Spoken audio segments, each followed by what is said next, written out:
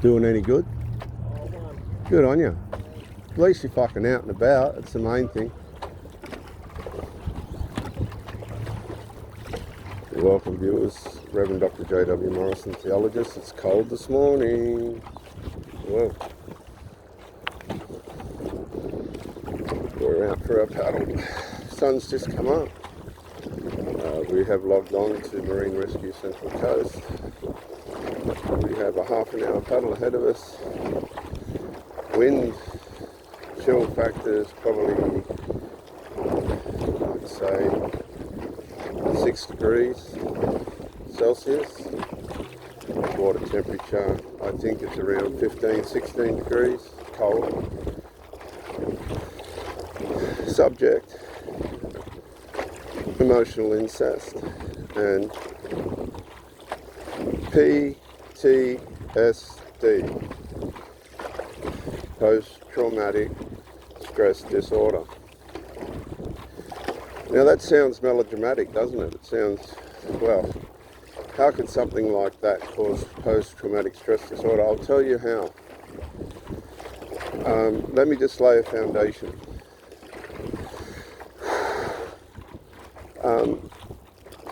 Emotional incest begins when the couple, the parents in a relationship, have children. The relationship breaks down. Now that could be for any number of reasons. Okay, any number of reasons. Drugs, alcohol, extramarital affair, unresolved, usually based around unresolved, all that stuff.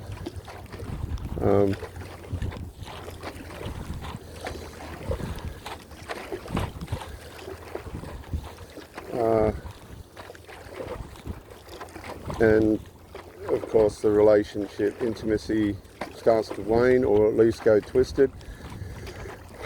You'll find a lot of people when their relationships begin to go, the intimacy can become very warped and wicked, particularly if there's alcohol and drugs involved. It can go very deviant. And if there's narcissism involved, it can get very, very careless and reckless.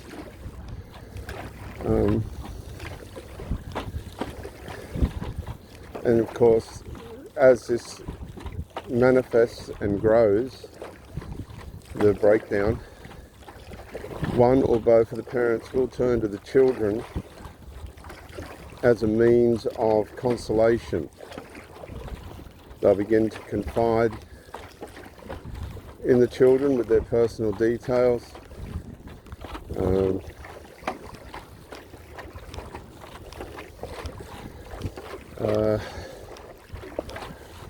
Personal information. They'll complain possibly to the male children if it's male. It could be the father with the daughters, but let's just look at it both ways, whatever illustration I give.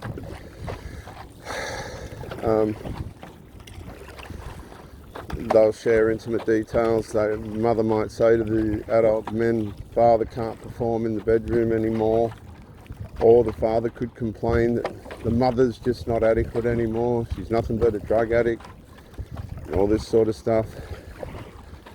They start to take one another for granted and put their burdens on the children. Children aren't equipped to be therapists. They're not trained in it. For the most part, a lot of these parents will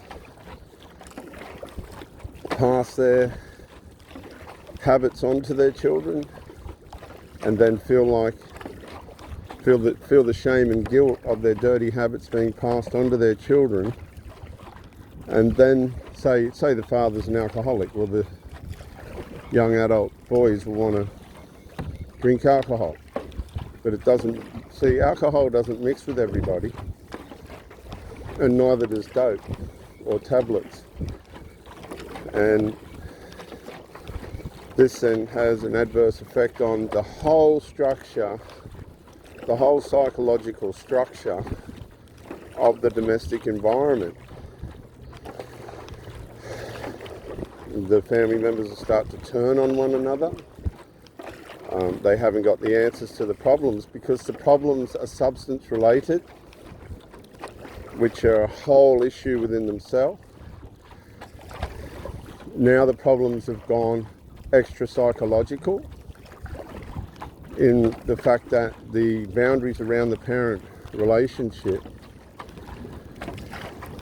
have been pulled down, because, say for instance, the mothers wanted to make the sons friends.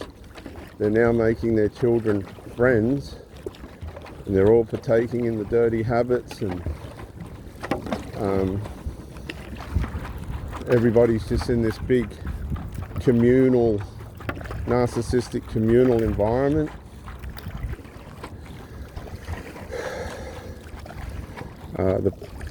Where everybody feels like they owe somebody something, particularly the parents towards the children. And the toxicity just gets deeper and deeper and deeper and deeper, until you've got this incredible, predictable breakdown in the family. The father starts to look outward for extramarital company, because the wife's cut him off. She's using the children now as a shield against him, while subtly turning the young adults against him, because the mother's so frustrated and upset that she needs the young adult males to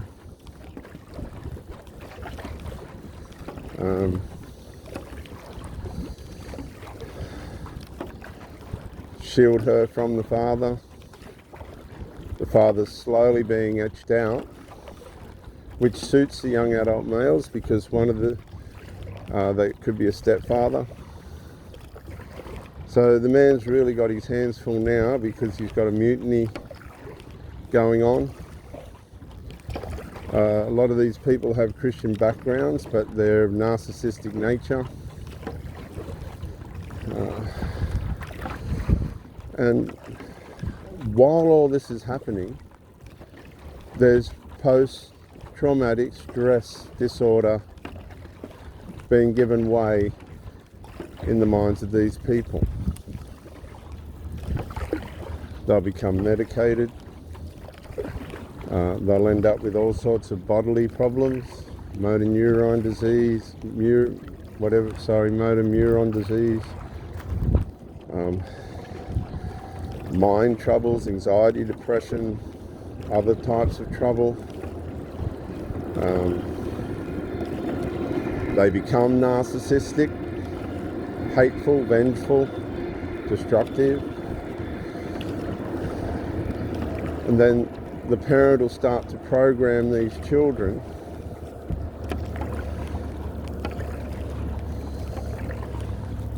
psychologically in a way in which works to their advantage.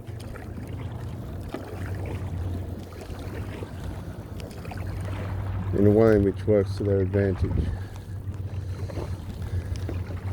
Now this hostility will go on. They'll still have sex. Again, as I said, the sex will be usually deranged, or at least unsatisfactory. In some cases, if because of the assault on the male and probably his self-abuse, a lot of these males lose their sexual capabilities because of their habits. And this can send the sexual situation even into a deeper form of wickedness and evil, swinging. It's another one. Threesomes and all this sort of wicked behaviour. It's no good for anybody. It doesn't help anybody. But it happens all the time. Until the relationship breaks down. The ultimate outcome being an affair. Meanwhile, the children, adult children, who think they know everything usually, but they don't, are abused. extra psychologically abused. They lose confidence in people. Depending on how hateful the mother is towards males, they can be programmed to hate males, dislike males.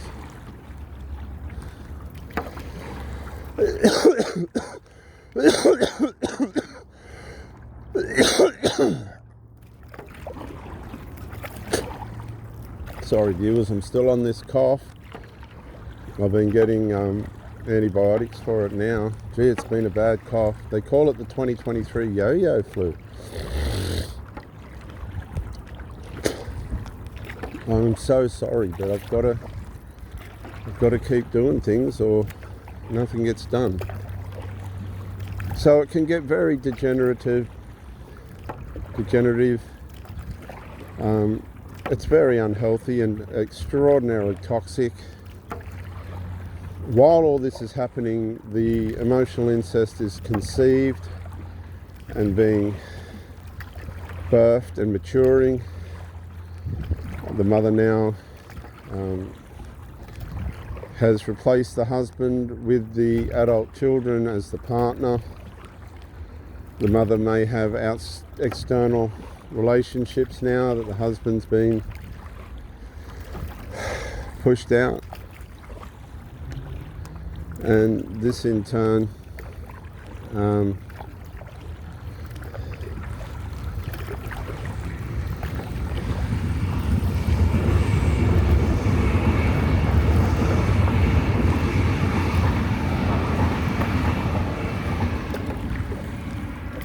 completely ruins the family structure. By this time, if not already, the substances have really set in and are now a primary part of the family unit because they're the source of relief apparently, even though they're a problem within themselves.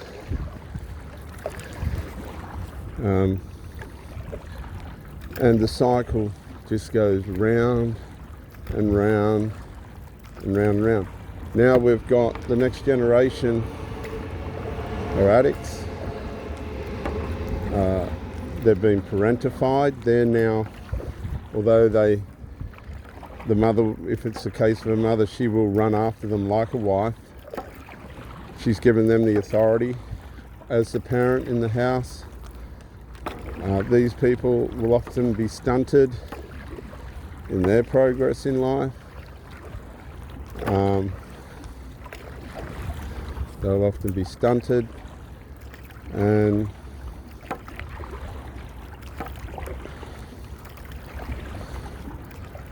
they have vision, but the vision's blurred. Vision in life purposes are blurred because of their mixed matched position that they're being put into in the house. These people are grandized. They have to be grandized. That guarantees the parent of the allied support. They're groomed to play the emotional game. And it is a game, a horrible game for these people.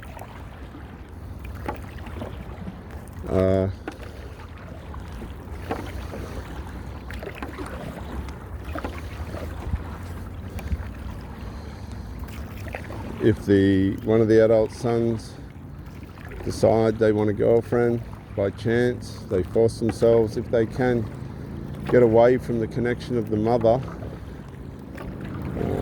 Because a lot of these people will be frigid. They can get away from the connection of the mother.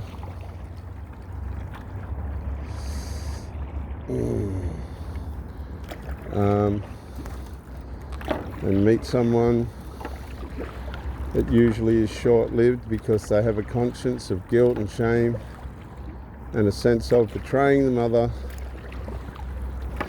by having a partner, but usually they have to outsource their sexual input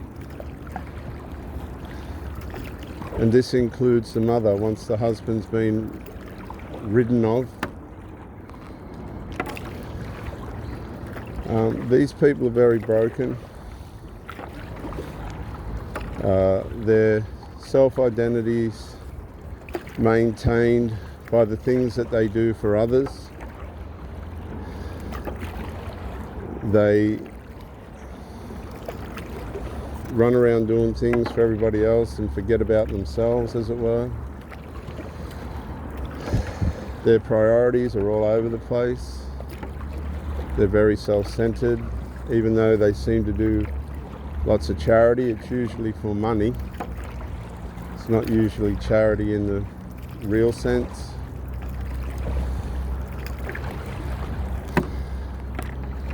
And the money has to keep coming in for the substances.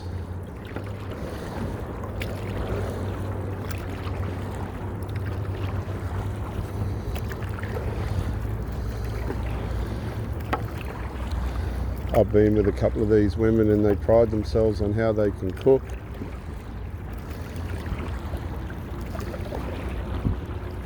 Which is quite bizarre really, given that I can cook myself, cook, clean and everything myself.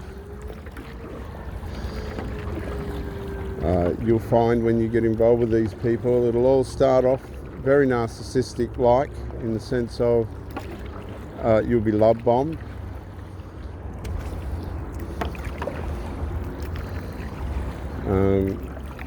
And if they really take to you, they won't go anywhere. But the love bombing phase, see, the love bombing phase is something that these people have no control over within themselves, because they are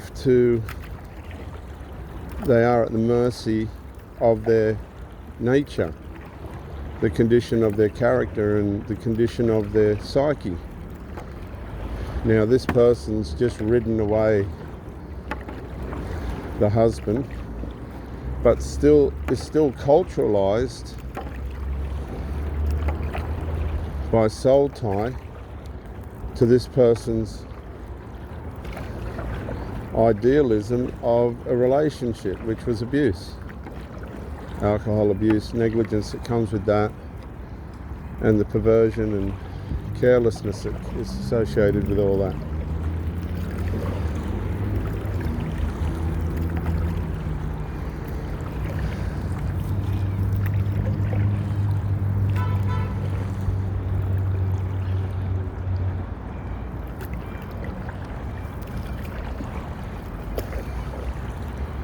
So when they meet someone that's got some structure, some principle, some morality and integrity, they struggle with that because they're waiting for the big moment of abuse. They're self-prophesying trouble.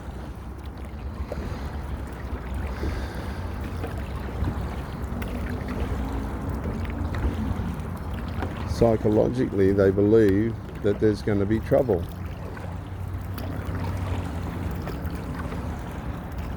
And there's going to be, because you'll find that after these people love bomb, then the minions, the gremlins, the family members, the children are going to strike. They will give credence and allowance to the parent to have intimate time with the partner. But if things get too close, if things look like they could kick off and become something significant, they will go into opposition and the hostility game will begin.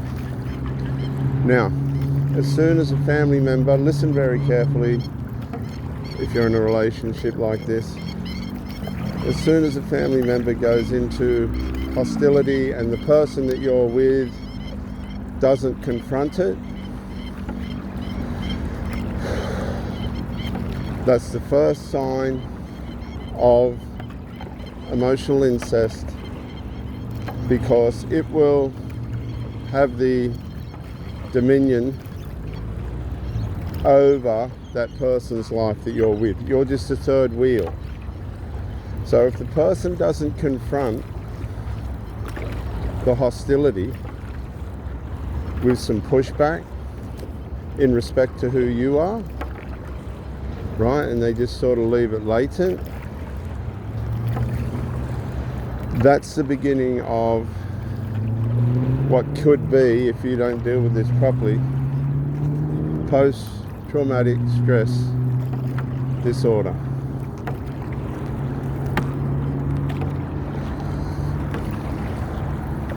Because you'll start to wonder why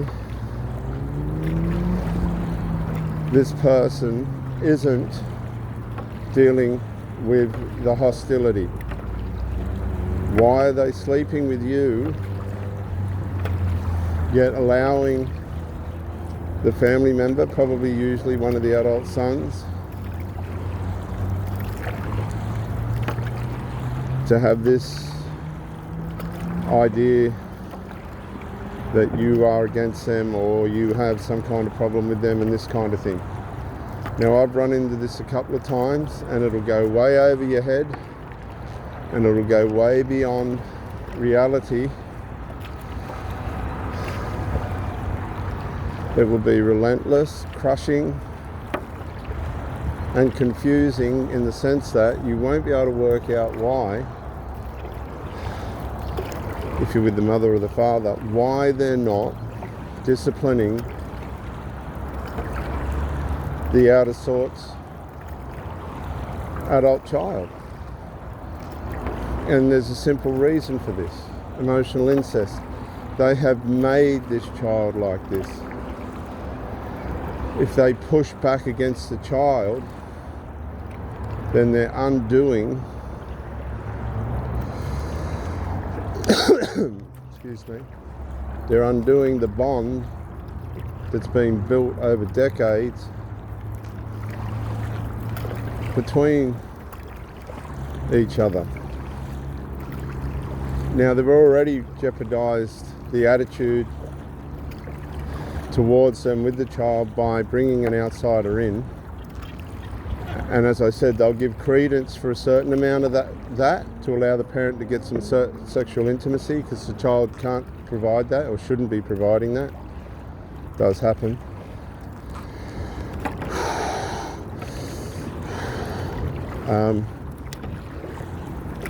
And then once the child feels that the parents had enough time to be filled with a stranger's masculinity or femininity or whatever the combination is, they'll step in and cause a separation. Now, tell me this hasn't happened to you. I challenge all of you to think back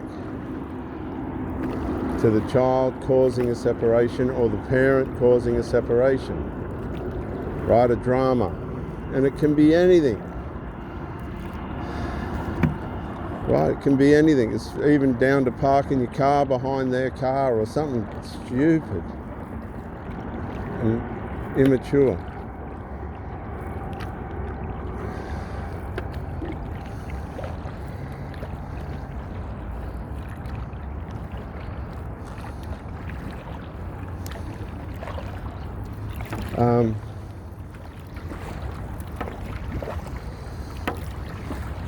And this will be the first separation. Now, the parent will go with this, if you're with the parent, or the child will go with this, and this will absolutely astound you. The weakness of it. You'll be thinking, hang on a sec, we're supposed to be a couple, and you're still mummy's boy, or you're still, what are you doing, listening to your children? And it's like they're zombies. It's like they cannot see through the fog. They cannot see through the fog.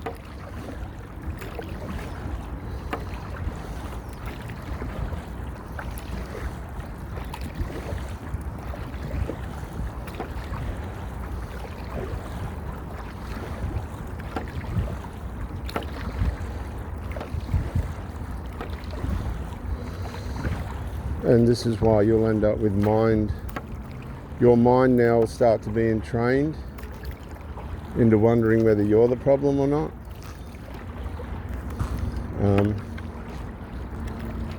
You'll start to question who you're with and what's going on.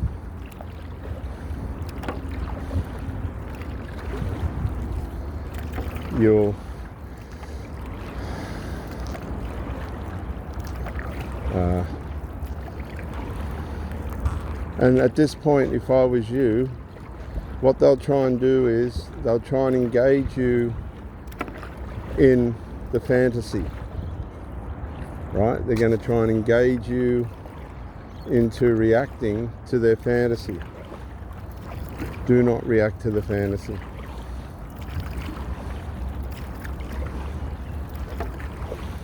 Do not engage any of this trouble.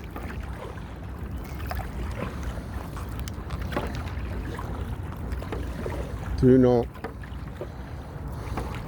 get involved, because that's exactly what they want, and as soon as you get involved, you'll be ambushed. You'll be ambushed. You've bought into the fantasy, which means you're vulnerable, you have no standards, you have no boundaries, which is what they're trying to test. You have no discernment. But if you prove that you have and that you can see through the game, you're really going to cause confusion and hell for that person, because they're not going to know what to do. They're cowards. Violence isn't got much to do with it.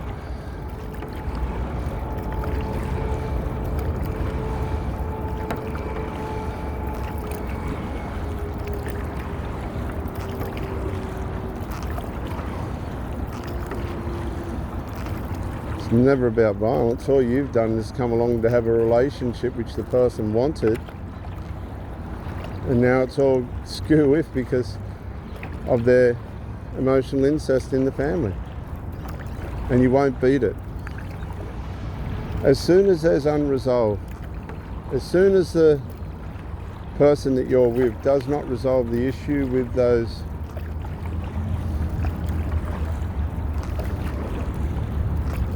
family members, my advice is to leave straight away. Leave, don't look back, don't go back, break all contact, block their number, and let them get on with their lives. You don't belong there.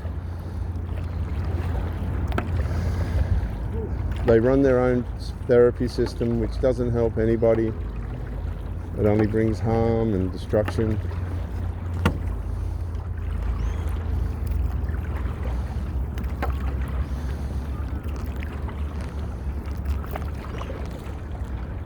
And nothing constructive comes out of it for anybody. Go full no contact, count your losses, understand what the problem is. It's not you, it's generational, and it could have been there and developed for decades out of the original marriage, and you don't want to suffer at the end of it. Full no contact. Give the people their space, you get your space back, find the environment that you belong in, and build from that. It's not about disliking people or anything like that. It's about mental health and the situations and circumstances that people are in. Reverend Dr. J.W. Morrison, theologist. Bye for now.